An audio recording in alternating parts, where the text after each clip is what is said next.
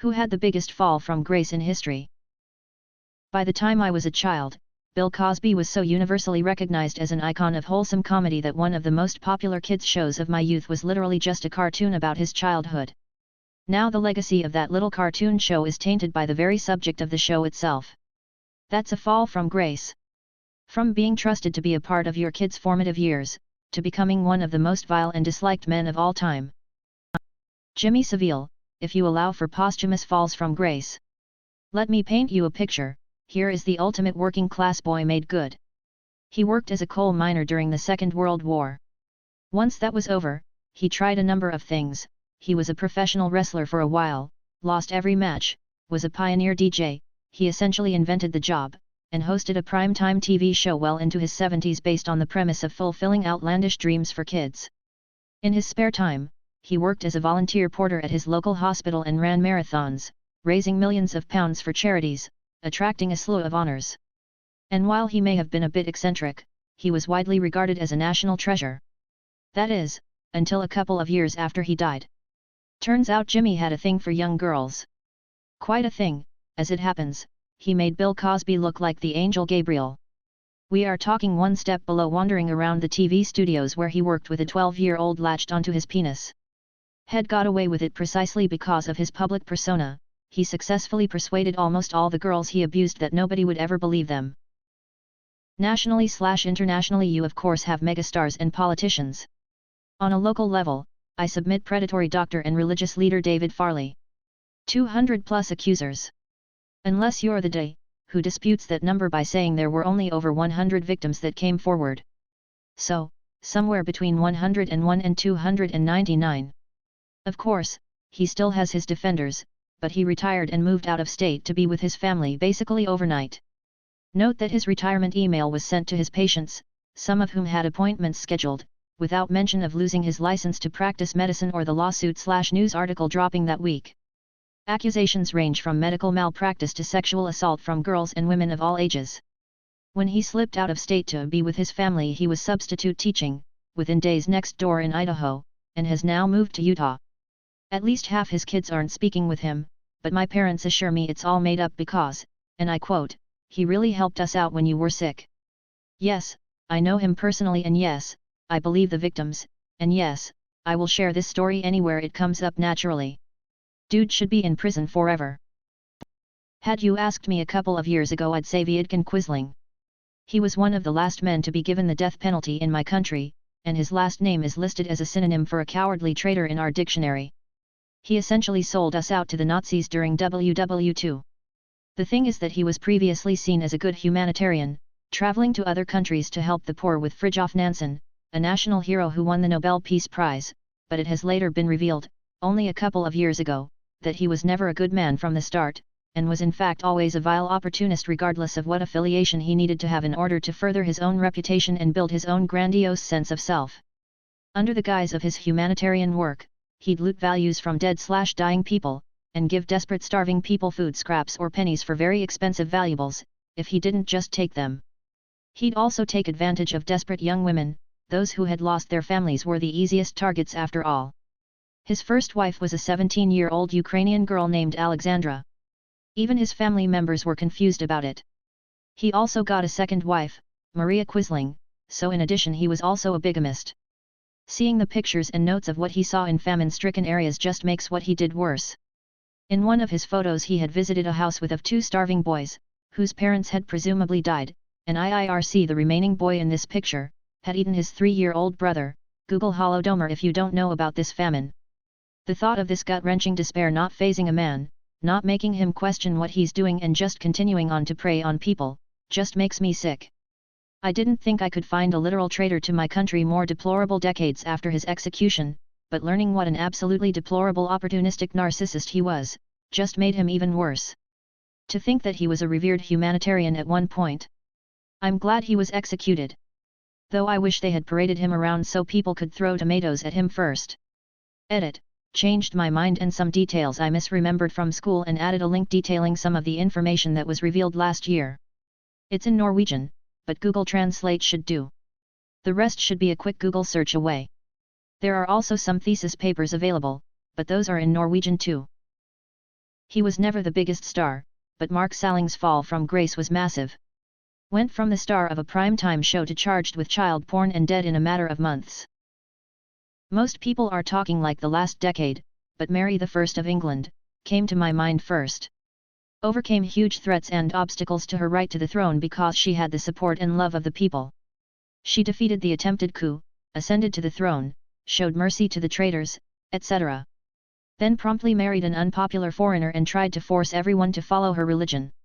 If they didn't, they got burned alive. Then hubby skipped town anyway, and Mary slowly lost her marbles, and Calais, and kept burning people alive. History tends to remember her younger half-sister Elizabeth I a bit more favorably. Edit, OMG, what have I done? My friends, Tudor history is awesome, and dramatic, and insane, and fucking tragic, and very well documented by multiple contemporary sources. Go check it out. 100 years of more drama than you can imagine. For those saying Elizabeth killed more for religion than Mary did, hey, raise someone who did some, sourced, quick and dirty math. Also, Mary did all her executions over the space of her 5-year reign. Elizabeth I reigned for 45 years and still managed to execute fewer people. I am still sympathetic to Mary I, her life fucking sucked for about 1,000 reasons. Important update here. User/u/Keith1USF has pointed out that Mary died on this day, November 17, 1558. I'm pretty sure we all need to go into the nearest bathroom, close the door, turn off the lights and say Bloody Mary 3 times. And just, hope for the best. Ian Watkins, former singer of the Welsh emo/rock band Lost Prophets. Massively successful band in the scene. Turns out he dealt meth to fans to abuse them and then rape their babies/toddlers. Yes, you read right. I almost threw up when I read the indictment. Locked away for life, that one. The band has erased all music from all services as far as possible. It's tainted forever. Philippe Pétain was a national hero of France after World War I. He won the 9-month Battle of Verdun as a general and inspired hope and optimism at a time when it seemed like the war would never end. Fast forward to World War II and he became the head of state of Vichy France and was a puppet for the Nazis. He ran Vichy state in a semi-fascist manner and constantly sought to appease the Nazis to preserve Vichy's limited freedoms, including signing anti-Semitic ordinances and allowing deportation to concentration camps. At the end of the war, he was convicted of treason on all counts and originally sentenced to death before being reduced to life imprisonment by Charles de Gaulle on account of Pétain's advanced age and service during World War I. De Gaulle would later summarize Pétain's life as successively banal, then glorious, then deplorable, but never mediocre, and also the Marshal is a great man who died in 1925. The trouble is, he didn't know it. I'm sure there are worse people, but Harvey Weinstein went from being one of the most powerful people in the world, to be completely reviled, and losing everything. This is the guy who had Meryl Streep and Oprah on speed dial, and married to a woman 1000x too attractive for him. He now uses a walker, has lost his fortune and his reputation. And his dick is literally rotting off. In case you didn't know, several of the women who accused him of sexual misconduct all pointed out that he wasn't really interested in sex per se, he just wanted massages. According to some, his hygiene was so poor he developed an infection in his dick, which then rotted the flesh after being left untreated. He basically got gangrene on his genitals and was effectively impotent. Jimmy Savile.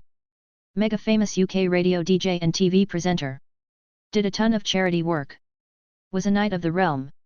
Post-death, he was revealed to be a massive pedophile, protected and ignored by those around him for decades. Edit, Savile not Savile. Aaron Burr. He was Vice President of the United States when he shot and killed Alexander Hamilton in a duel. The duel killed Burr's political career. He was dropped from Thomas Jefferson's ticket in the 1804 election, and he couldn't even win an election for governor of New York. In 1805, Burr plotted to invade Spanish territories and create his own empire with a side plot to incite a revolution against the United States. In 1807, Burr was put on trial for treason, and he narrowly escaped a conviction. Chris Benoit. He was famous as a pro wrestler until he murdered his wife and child. Benedict Arnold. Hero general of the American Revolution. One of George Washington's best assets. Felt slighted and overlooked by his contemporaries. Switched sides to the British, made no difference to the war effort. Died in disgrace in England. His name is now a synonym for traitor. Edit, since this is getting some attention, for anyone interested in learning more about the man, I highly recommend watching Benedict Arnold, A Question of Honor, a TV movie from 2003. Starring Aidan Quinn as Arnold and Kelsey Grammer as Washington. Jared Fogle. Philippe Taine would be one. What job seems to attract assholes? I have the answer here: health insurance executives. My patients rely on me to make decisions, prescribe medication, and perform procedures to the best of my abilities. Health insurance executives are only concerned with profiting off human misery as much as possible. They're constantly looking for new ways to deny coverage, raise premiums, lower reimbursements, and lobbying the government to make access to affordable healthcare nearly impossible. I'm in private practice and have full-time employees to jump through their hoops, and even then some of them will want to speak with me directly, after leaving me on hold for 20 minutes, only to trip over their own words as to why my diagnosis/treatment plan isn't necessary given some bullshit rubric they came up with. The patient thinks the doctor is ripping them off.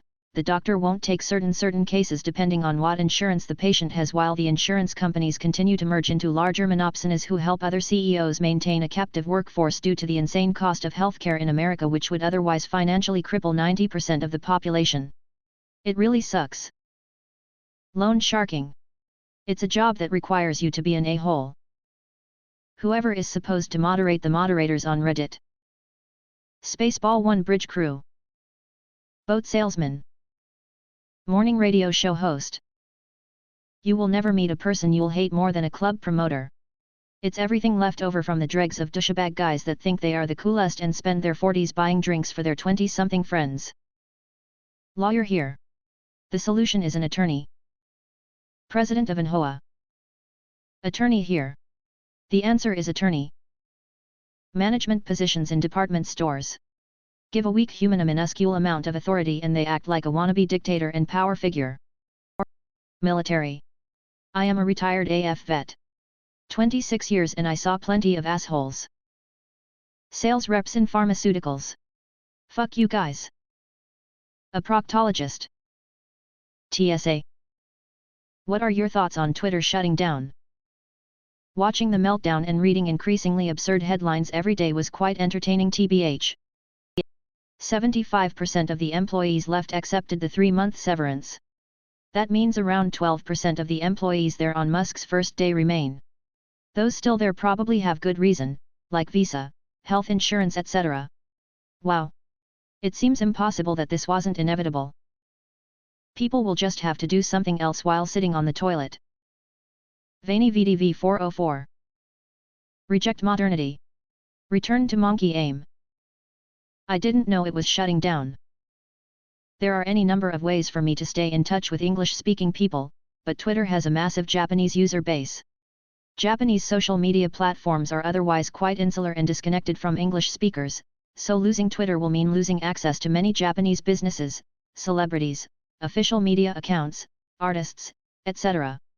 There's really no substitute for Twitter on the next most active platforms, Instagram and YouTube, so in a way it'll be a huge loss for international connectivity. Oh no. Anyways. How will I know which celebrities are wiping now? Sucks massively for thousands of artists that use it to take commissions or communicate with fans and other artists. Politicians probably all already have Facebook pages, so it matters less for them.